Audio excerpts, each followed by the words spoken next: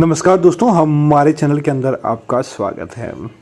दोस्तों, पितृपक्ष के दौरान लोग पितरों के निमित्त उपाय आदि करते हैं ताकि उनके पितृ देवताओं को मोक्ष की प्राप्ति हो जाए, उनके पितरों को किसी प्रकार का दुख देखना नहीं पड़े। और कई बार दोस्तों क्या होता है कि घर परिवार के अंदर किसी ऐसे सदस्य की अकाल मृत्यु हो जाती है जो अपने परिवार का मोह त्याग नहीं पाते, जिसकी वजह से उनकी आत्मा को तृप्ति नहीं मिल पाती।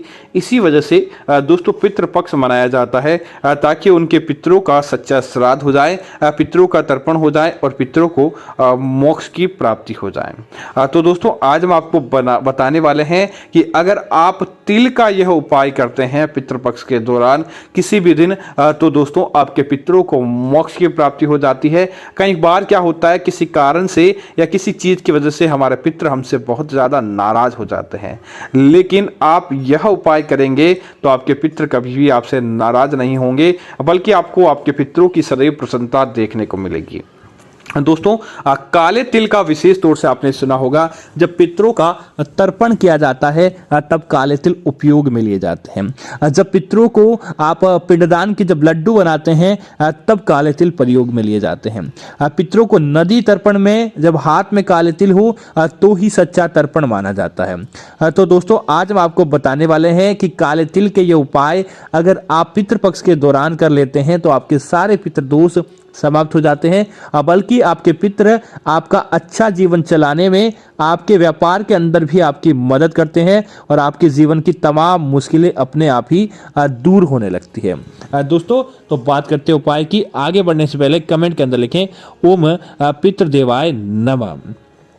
सबसे पहले क्या करें कि आप एक मुट्ठी काले तिल लेकर आ जाएं। दोस्तों काले तिल लेकर आने के बाद आपको क्या करना है, अपने पितरों की तस्वीर के समक्ष आपको बैठना है।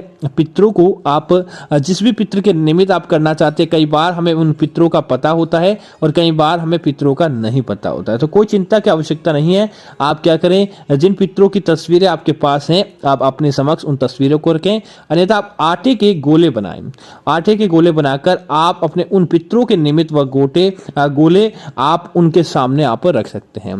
अब ऐसा करने के बाद आप क्या करें, अपने पितरों को सबसे पहले आप पुष्प चढ़ाएं, पुष्पों की माला चढ़ाएं। उनके सामने आपको एक एक केला आपको रखना है, लेकिन केले को जमीन पर नहीं रखते हुए आपको किसी पत्ते के ऊपर रखना है। कोई भी बड़ा कलर का पत्ता ले लें, आप बड़े पत्ते के ऊपर आप वह चीज रखें।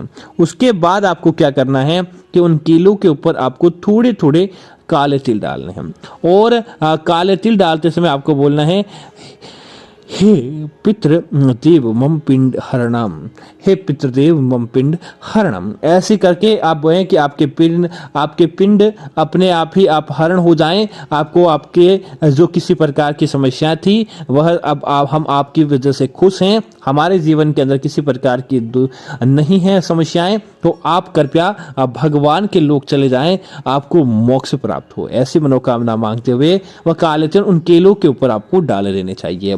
आप क्या करें कि आप अपने पितरों को इस प्रकार से याद कर लेते हैं, पितरों को निमित्त उपाय कर लेते हैं। अब उन काले तिल को आप इकट्ठा कर लें और काले तिल को इकट्ठा करने के बाद एक स्टील की कटोरी या किसी भी पात्र के अंदर आप डाल दें।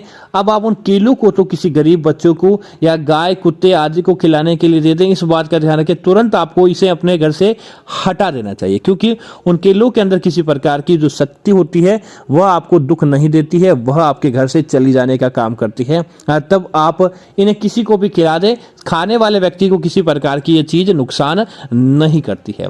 अब आप क्या करें, जो आपके काले तिल थे उन काले तिल को ले जाकर आप अपने घर की छत पर आ जाएं। घर की छत पर आकर एक दीपक जलाएं और जिन लोगों की घर की छत नहीं है वो अपने घर के मुख्य द्वार के समक्ष आ जाएं, और मुख्य द्वार के ऊपर नहीं करना चाहते तो आप बालकनी के अंदर भी बैठकर कर सकते हैं।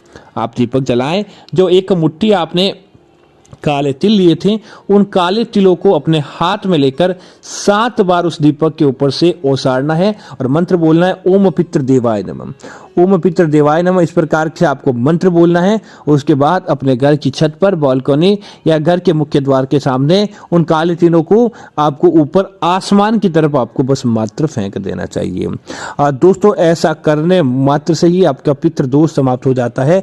आपके जो बिगड़े हुए काम थे वह बनने लगते हैं और आपको किसी प्रकार का दुर्भाग्य देखने को नहीं मिलता है। तो उम्मीद है जानकारी आपको अच्छी लगी होगी। ऐसी अन्य जानकारी देखने के लिए कृपया आप हमारे चैनल को सब्सक्राइब करना ना भूलें और साथ ही साथ वीडियो को लाइक और शेयर करना ना भूलें ताकि ऐसी जानकारी आपको मिलती रहेगी। धन्यवाद मित्रों। जय श्री राम मित्रों।